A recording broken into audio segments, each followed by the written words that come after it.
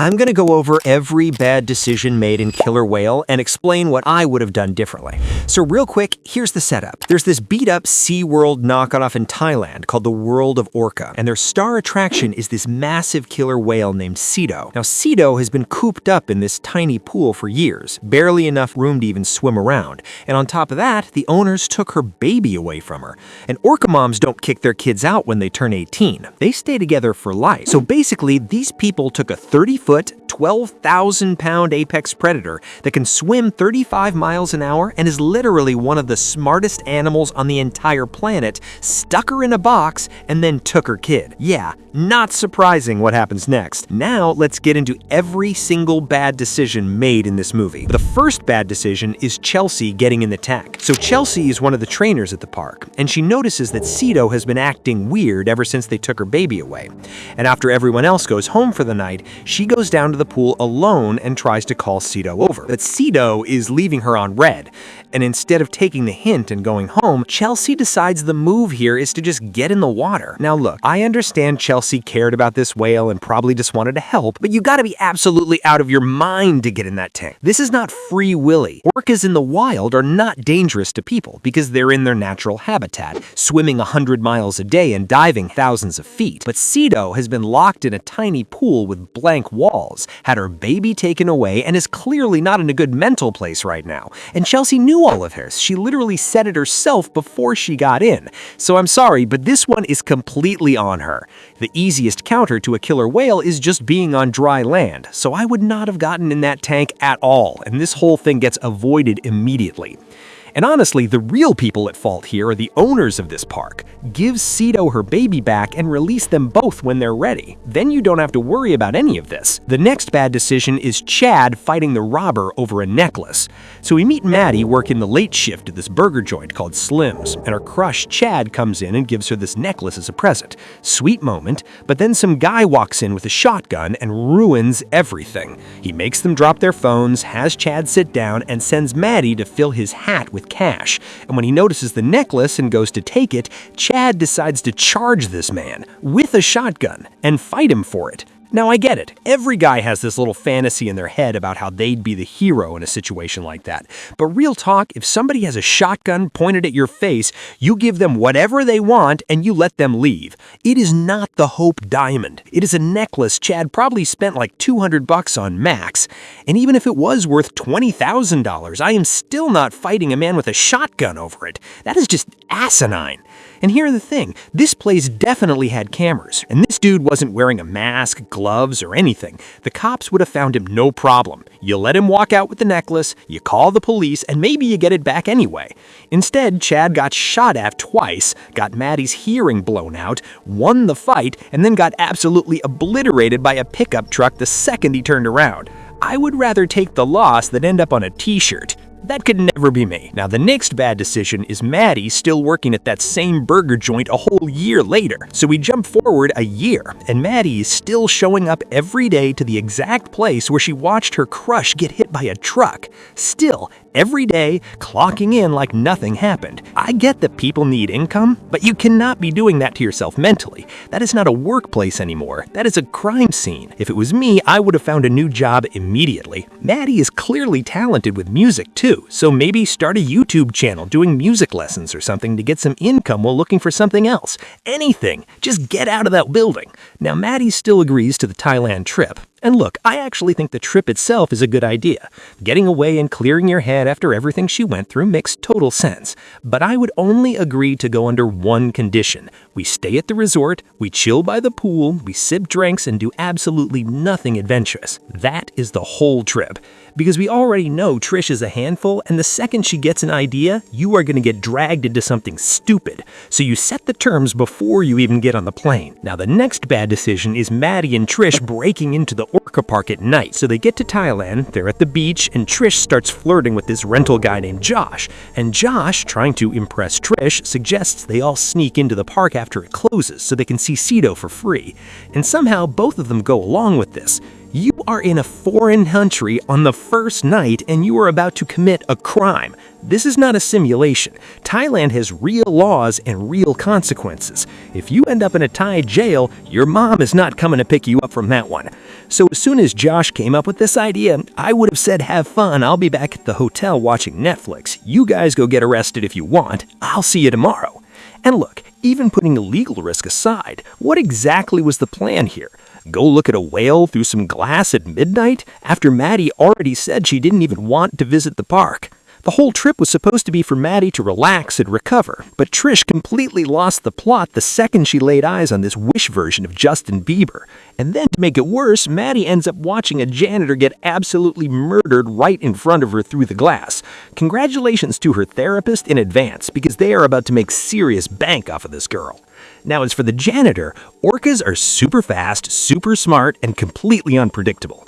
Janitors are not supposed to even be near the tank when the whale is in it, let alone leaning over the water to grab something floating around. That is exactly how you fall in. And once you're in, the key is not to panic. Splashing around triggers the orca's chase response. You float completely still, find your closest exit, and get out as calmly as possible. Unfortunately, this guy panicked, and that was the end of him. Now, the next bad decision is Maddie not leaving Thailand immediately after all of this. So they sneak out before the security guard catches them. But here's the problem. That park has cameras everywhere. And when the police pull the footage and see two Americans sneaking around at the exact time a man got killed, that is a massive problem. If I was Maddie, I am going straight back to that hotel, packing my bag, and catching the first flight back home before this situation gets any worse. But instead, Maddie wakes up the next morning and immediately gets talked into another adventure with the same guy who just got them into this mess. At some point, you have to stop letting people pressure you into things. Now, this brings us to the biggest mistake of the whole movie, and that is trusting Josh and going to that lagoon. So Josh takes them out on his jet ski to this sandbar spot with a big open pool in the middle of it. And Maddie immediately asks why nobody else is out there. And Josh says most of the locals think it's cursed, but that just means they have it to all themselves. Stop right there. If you pull up to a spot and there is not a single local anywhere near it, you have approximately 10 seconds to turn around before something goes badly wrong. Whether it's cursed or not, if the people who actually live here and know this area refuse to go there, there is a reason. Could be deadly undercurrents, could be sharks, could be anything. The fact that Josh, who's not even from this area, is telling you it's perfectly fine means absolutely nothing. You turn that jet ski around and go straight back to the pool. I would rather be bored than dead. That is my whole philosophy. Now, the next bad decision is Josh locking away Trisha's waterproof phone. And honestly, this one is actually really stupid even before Cito shows up. Because normally, when you go somewhere like this, you tell someone where you're going and when you'll be back. These three obviously did not do that. So Trish posting selfies was actually the next best thing. She has 850,000 followers, and if she's posting from a specific location, those people basically know exactly where she is. That makes getting rescued 1,000 times easier.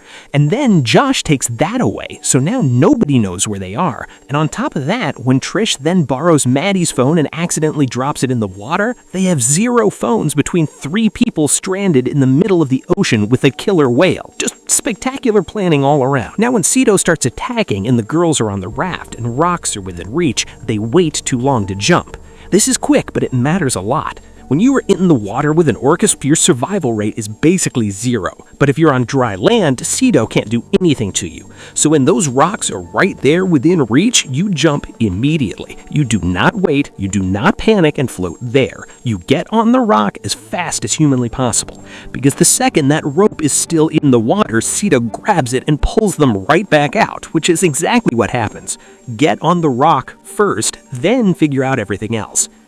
Now, the missed boat signal is a big one. So a boat appears on the horizon and the girls start jumping around and screaming and waving their arms, and the boat disappears without seeing them. And I get that they tried, but jumping around and screaming was never going to work.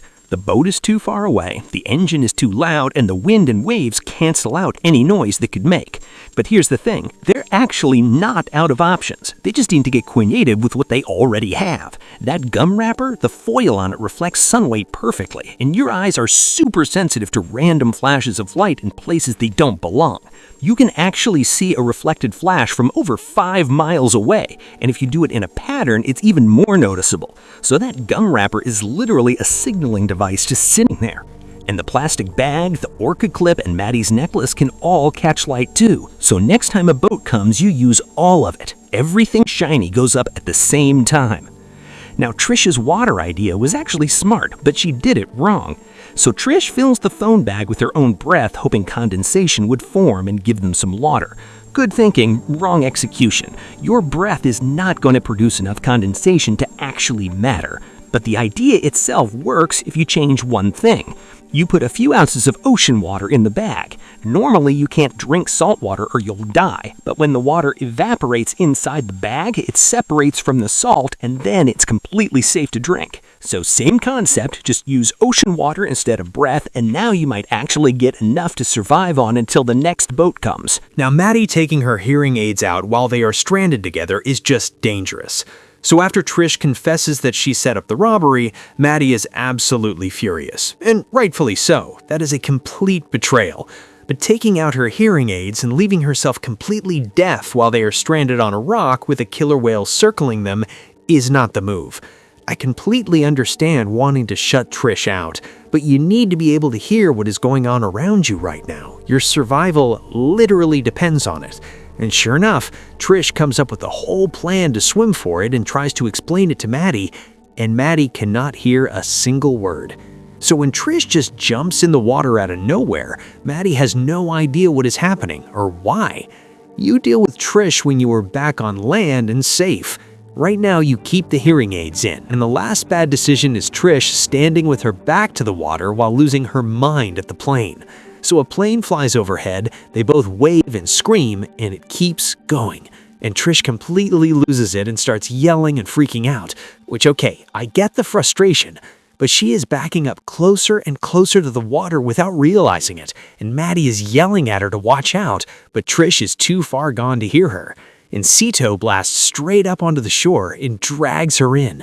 On dry land, she got taken out by a killer whale while standing on a beach.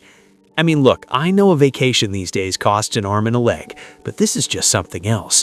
If you are anywhere near an ocean where you know a pissed-off killer whale is actively trying to pack you up, you do not stand with your back to the water. Ever. You keep your eyes on the water at all times. One look over your shoulder, and this does not happen.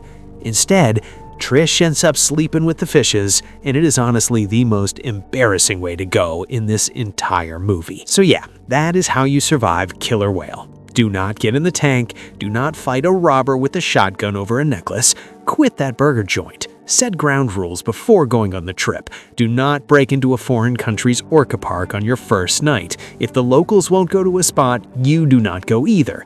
Get on the rock immediately. Use everything shiny to signal boats.